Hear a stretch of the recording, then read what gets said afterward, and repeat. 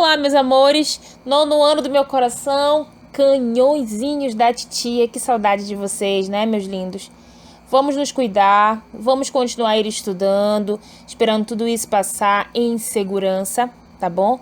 Para que tudo isso passe logo e a gente consiga aí, se Deus quiser, voltar com a nossa rotina tão prazerosa de todos os dias. Tá certo? Eu tô passando aqui para dizer para vocês, claro que eu tava morrendo de saudade, mas também dizer que a gente vai continuar as nossas aulas e hoje o nosso assunto na nossa disciplina de redação vai ser artigo de opinião. Então pega lá o teu material, organiza a sua mesa pra gente poder dar início à nossa aula, tudo bem? Vamos lá, beijo! Vamos lá falar sobre artigo de opinião. Gente, o artigo de opinião é um gênero extremamente importante, certo? Porque é um gênero inteiramente argumentativo, ou seja, um tipo de texto que vai defender um determinado ponto de vista por meio de argumentos. Então, é necessário que você entenda que esse tipo de gênero está linkado com o teu cotidiano, certo? Que normalmente vem por inúmeros meios de comunicação, seja ele por jornais, revistas, e ele sempre vai apresentar para você e defender um determinado ponto de vista sobre assuntos relevantes da sociedade. Então você, um aluno inteirado, um aluno informado, precisa saber se posicionar sobre determinados inúmeros assuntos que te rodeia, que faz parte do seu dia a dia. Então vamos conhecer um pouco mais sobre essa estrutura aí. Então as características sobre esse gênero textual vai apresentar, como nós já falamos, um ponto de vista, né? E ele opta em seu contexto pela persuasão.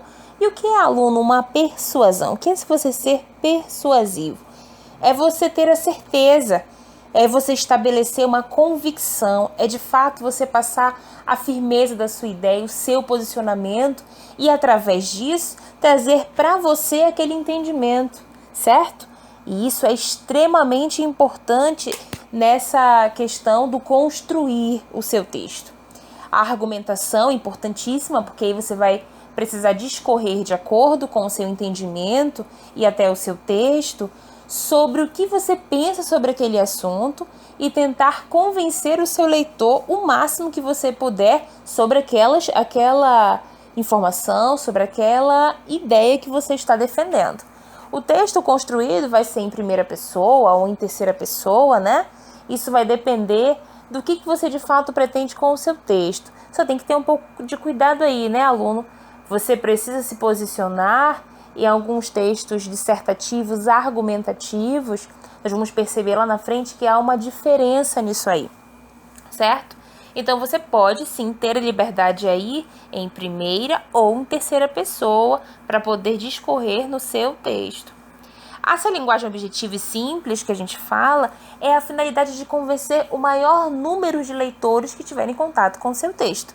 Lógico que se eu tenho uma linguagem simples, eu tenho uma facilidade para chegar em inúmeros níveis de leitores. O leitor que tem mais habilidade, né, com as palavras, com a leitura, um léxico muito mais trabalhado, e aquele meu leitor que não tem tanta informação assim, mas que ele vai conseguir ler o seu texto e vai conseguir observar através da leitura que ele consegue ter um entendimento total daquela informação. Seguimos.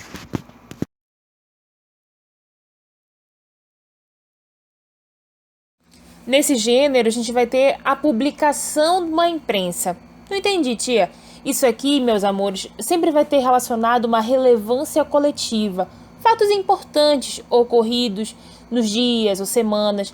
Por esse motivo que ele é referenciado como gênero textual, que vai o quê? Permear, circular perante a sociedade, tá bom?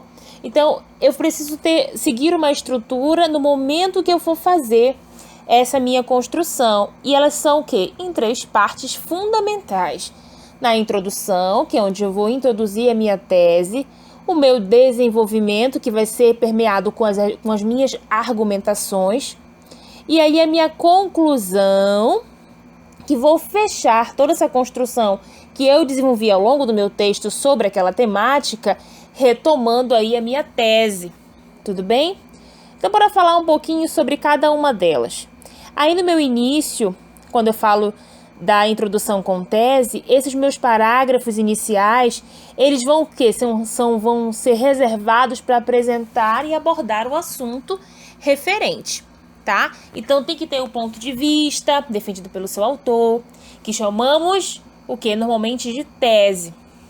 Lembra que nas nossas redações da nossa realidade de hoje, na sua formação, ela tem um número de linhas específicas, restritas, que é até o quê? No máximo 30 linhas, tá bom? Isso aí vocês precisam lembrar, porque fugindo desse padrão, você pode perder ponto na sua prova ou até, que Deus o livre, zerar, tá? Isso é muito importante. Quando eu falo de desenvolvimento com argumentação, vejam bem, esses argumentos precisam ser aqueles consistentes, né, palpáveis, que comprovem de fato o seu ponto de vista. Então, no momento que você estiver realmente argumentando no seu texto, você precisa verificar se esse tipo de argumento que você escolheu, se ele de fato vai conseguir convencer o autor. Lembra lá que a persuasão é super importante nesse gênero? Então, você precisa colocar isso em prática. Tudo bem? Vamos lá. Então, olha só. Para embasar a sua opinião, você precisa desses argumentos para, através desse fundamento, utilizar a tese que você propôs no início, logo da sua redação. Continuando. Quando eu for falar na minha conclusão, eu vou ter que reiterar essa tese, que vai ser a síntese do meu desenvolvimento. Na minha conclusão, eu vou fechar toda a minha ideia.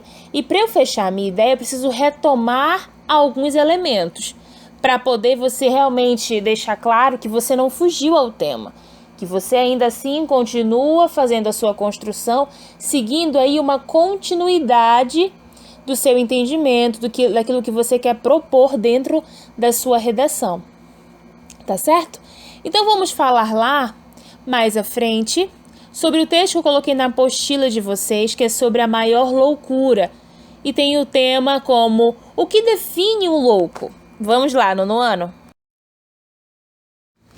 Então, nós começamos aqui com o nosso texto interessante sobre a maior loucura, né? O que define um louco? Então, gente, para a gente começar a falar um pouquinho desse texto, que eu não tenho aqui o interesse de destrinchar ele totalmente com você, porque eu quero que você leia e quero que você aí responda as questões e comece a refletir em cima disso. Mas assim, a loucura ou insanidade é, segundo a psicologia, uma condição da mente humana, caracterizado por pensamentos considerados anormais pela sociedade. Então a gente utiliza essa fala no dia a dia, né? Chamando determinada gente, como você é doido, como você é louco, por alguma expressão ou por alguma colocação que vai de encontro ao que você diz certo, ou aquilo que você entende que é certo, ou aprendeu, não é verdade? Então, dentro do texto, ele vai citar aí algumas referências da nossa música, né, popular brasileira. Vai falar aí, por exemplo, sobre o nosso artista Caetano Veloso, sobre Vaca Profana. Vai falar sobre Arnaldo Batista e Rita Lee. Tudo bem? E vai citar aí alguns dessas referências para falar sobre isso, esse julgamento pela sociedade. Nós temos loucos? Sim, nós temos, claro que sim.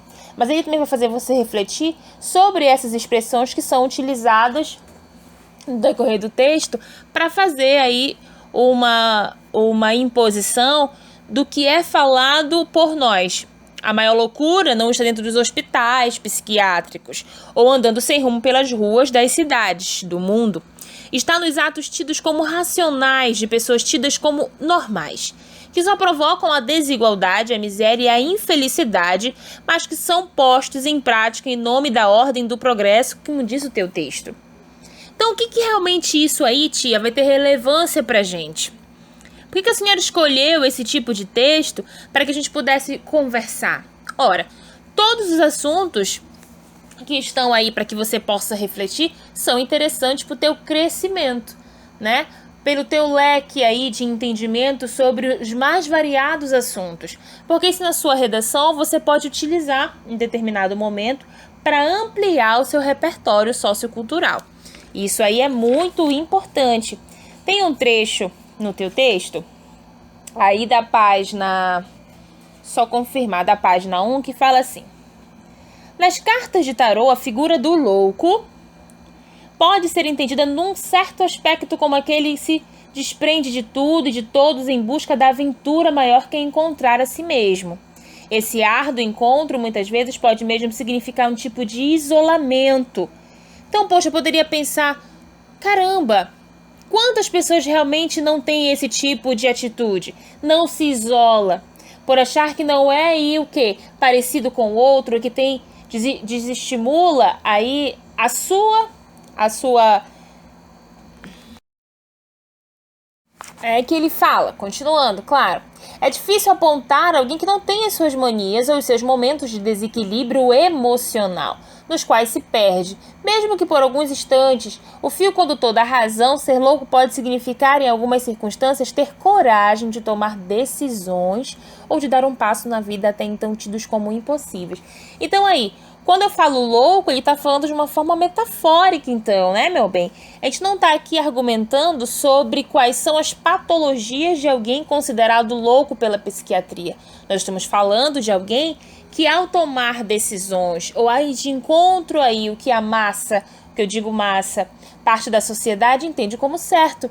Então você consegue perceber que o texto vai te fazer refletir sobre muitas situações do teu dia a dia ou situações que acontecem com uma outra pessoa perto de você. Esse isolamento que ele falou a priori lá atrás, remete a você o quê? Em alguma situação de desconforto. Então eu prefiro o quê? Me isolar a ter que compartilhar determinada ideia de que eu não concordo. Sim? Vamos lá. Ser louco pode implicar ainda adotar um pensamento ou uma conduta que venham a ferir os parâmetros convencionais de normalidade de uma sociedade.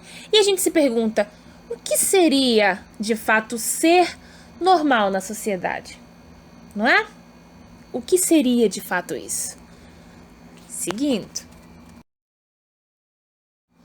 Ótimo.